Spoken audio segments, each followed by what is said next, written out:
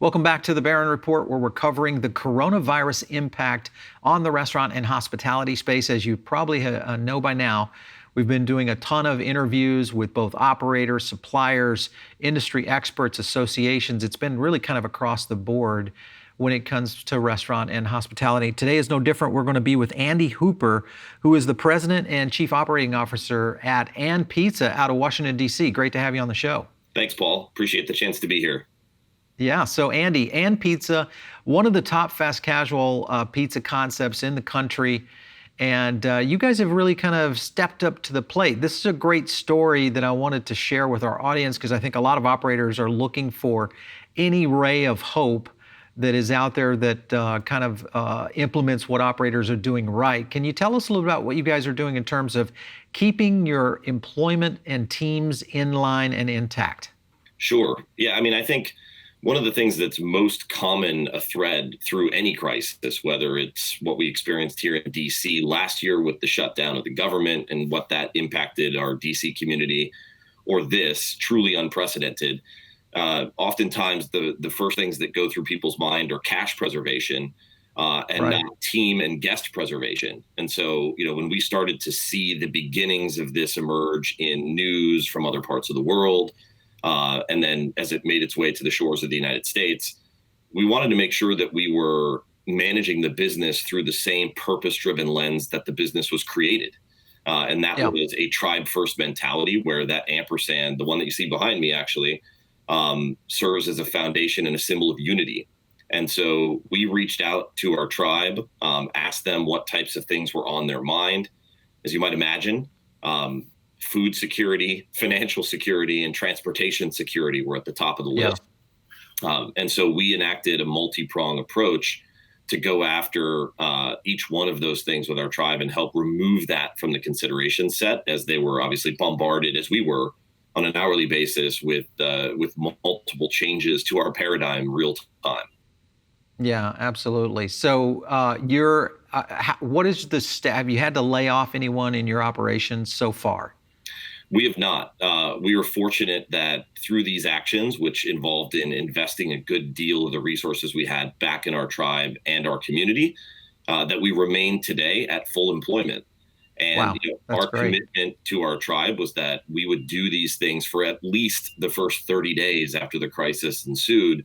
Again, primarily trying to give them an opportunity to gain their bearings and not have to worry about standing in that line with 3.3 million other Americans who had to file their unemployment claims last week.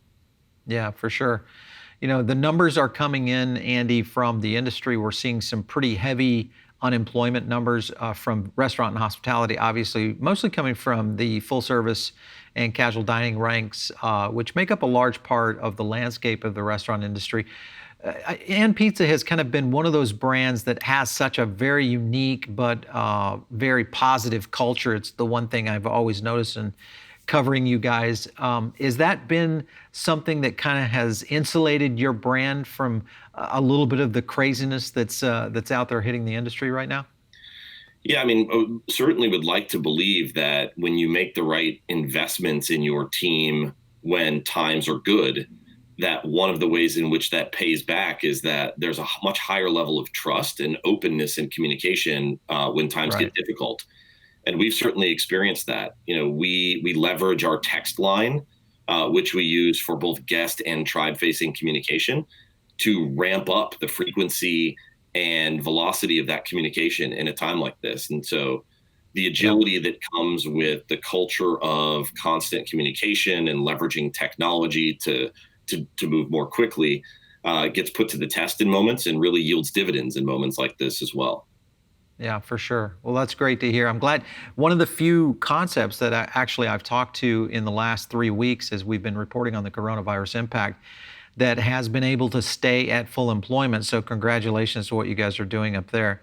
Andy, let's talk a little bit about the pizza business. So fast casual pizza is kind of, it's had its ups and its downs, but for the most part, pizza has been a fairly solid staple of the food service industry, and now, of course, it has become one of the, really the fail-safes of food today. with the number of people that are in these shelter-in-place type material or situations. When you look at your operations, because with Am Pizza, obviously you have to come in to eat. I know you guys have a takeout and carry-out program.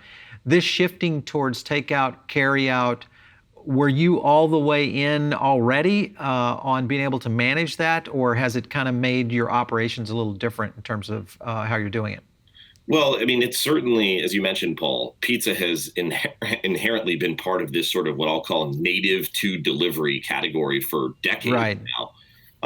So there's a certain amount of consumer awareness around pizza as a use case through delivery and carryout. As you mentioned, our brand has been primarily and was built upon this walk the line experience, much like a lot of other fast casual service models. Sure. But we have been all in on off premise for a few years now, including investing a significant sum of capital to build our own native channels, which means that in a moment of crisis, we have the opportunity to flip very quickly from that in-shop experience to an order ahead, pickup, and delivery experience. That's not predicated on sort of having to run around panicked in the moment to turn an entire business model upside down. We're very fortunate that we had made those investments and begun to shift our own consumers' behavior to those native channels prior to this. One of the things that's interesting, in the immediate sort of few days last week, we saw massive week over week increases as people converted to those channels. And last week we enjoyed about 25 times the normal guest acquisition we would have in a given week. So it shows you that our customers were not only able but willing to make that shift with us as we moved into a delivery and carry out model. Yeah, and I think with the pizza industry, as I said, it's kind of one of those, the fail-safe staple of American takeout has been for decades. So I think it goes back to the natural element of being able to guess that you're stuck in place, or it's a lot easier to grab a pizza for the family or for you and your partner, and just makes it a lot more fluid in terms of trying to shift that over to another model like a casual dining concept or things of that nature.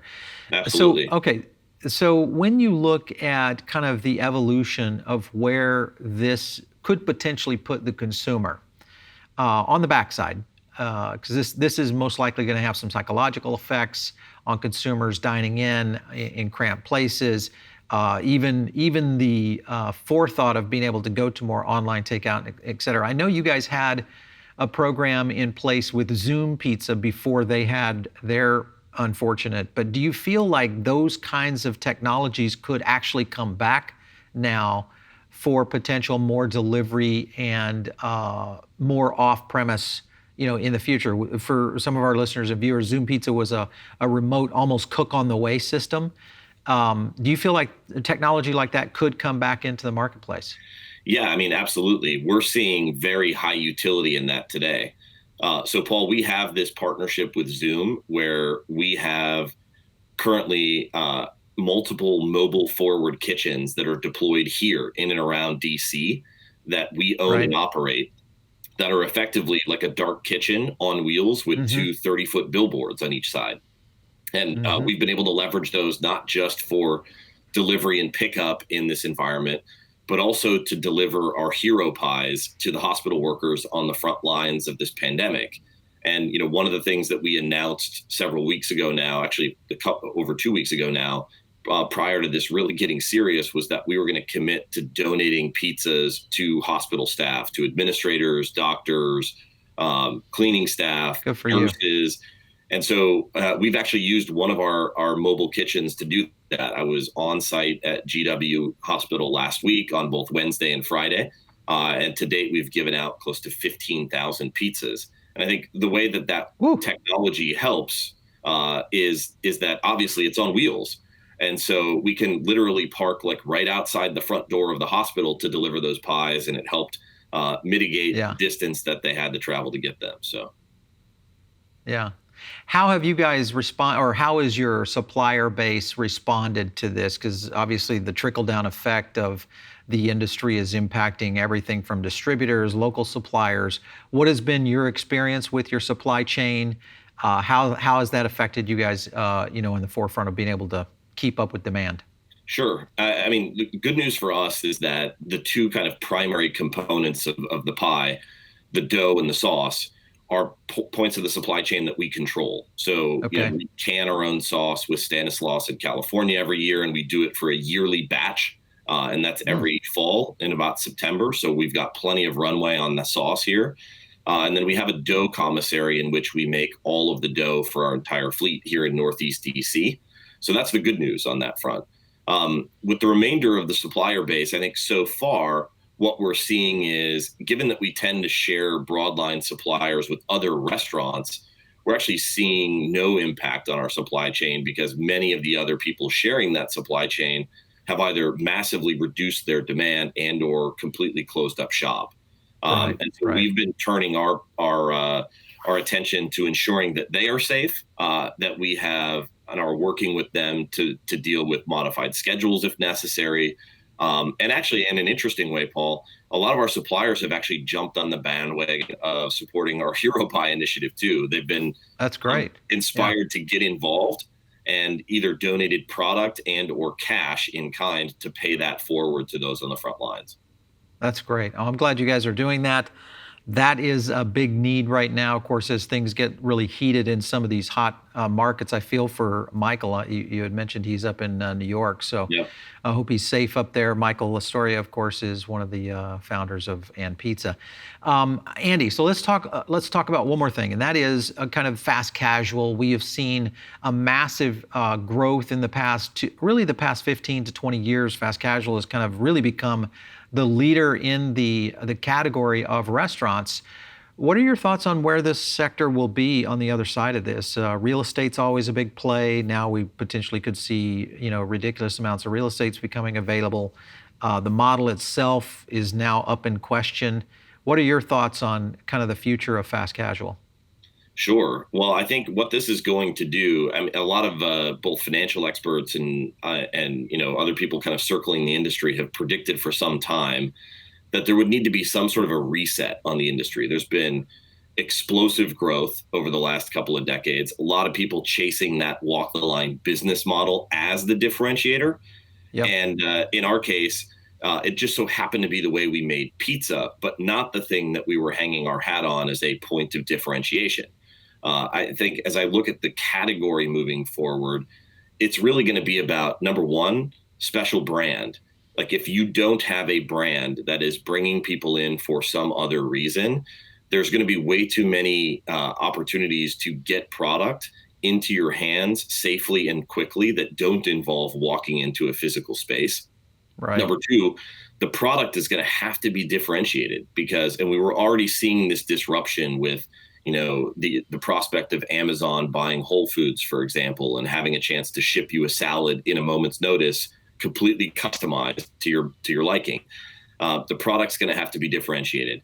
And I think what this is exposing right now is that digital nativity is going to be essential. If your brand is not beginning with a digital experience and you are not communicating directly with your guests and with your employees, then your ability to make quick decisions in an environment that shifts rapidly is really hampered. And I think when you look at how fast casual plays out moving forward, that product quality, brand quality, and digital nativity are going to be essential for anybody that's going to win and succeed long term. Yeah, I think you're dead on there. The challenge has always been in the restaurant space, as you know, is technology take up and adoption has been fairly slow. Yeah. But I think our hands are forced now to really embrace it and hopefully move the restaurant industry into a place we kind of thought we would be at 10 years from now. Looks like we might be there in 12 months, just out of necessity. Yeah. So, yeah. I think that's a great way to frame it, Paul. I mean, I think more than anything, one thing that this crisis is doing is pulling forward a lot of the trends that were going to be required in order to be relevant a few years from now, and basically landing it in everybody's lap today and saying, if you haven't figured this out yet, you darn well better. And I think, that's one of the reasons why And Pizza is positioned well and succeeding with its tribe and with its customers now, is that we've made many of those investments on the front end. And, I'd be lying if I told you it wasn't a little rocky to flip your entire business overnight last week. But generally speaking, when you do that through the lens of unity and supporting your tribe and your guests in the way that the team has done, I think you can be forgiven for some of that evolutionary bump. So Yeah, for sure. Well, good luck to you guys there in DC. How's the consumer base handling everything with there in DC? Obviously, you guys are connected really tight to your community there.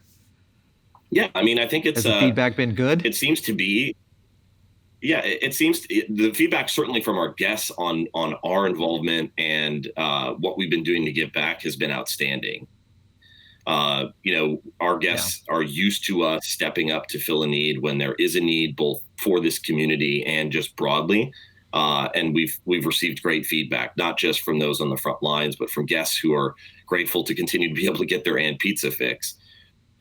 Broadly within the Yeah. community here, I think there's kind of this rolling sense of acceptance that you can see across the country, first in the greater Seattle area and then into New York. And now you're starting to see it into other areas of the country, that this current scenario that we find ourselves in right now may be the normal for, not just a week or two, but maybe 6, 8, 10 weeks. And so Yeah. I've been really impressed. We have a lot of full service relationships in the city too, obviously, as restaurateurs in a relatively small city. Been really proud of what some of them have done to pivot quickly, put out family meals, deliver food themselves. One thing about restaurateurs is that they're inherently resilient. And so it'll be interesting to see what kind of innovation this yields on the other side of things, particularly for full service concepts.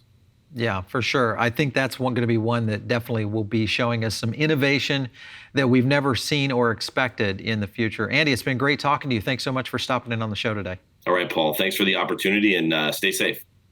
All right. Okay. For all of you guys listening in, maybe over on the podcast on iTunes or Spotify, make sure and drop us a remark. We love to get your feedback. Of course, you can always reach out to us. Hit me up on Twitter at Paul Barron. And if you have a great idea or an operator that's out there kicking ass for the industry right now, we need to tell the story, send that information over to us to producer@foodabletv.com. We'll get a chance to maybe get them on the show here and definitely tell their story and kind of hopefully inspire and assist other operators who are out there fighting the fight right now during this coronavirus pandemic. Make sure and stay tuned right here for more coverage from Foodable Network. We will catch you soon.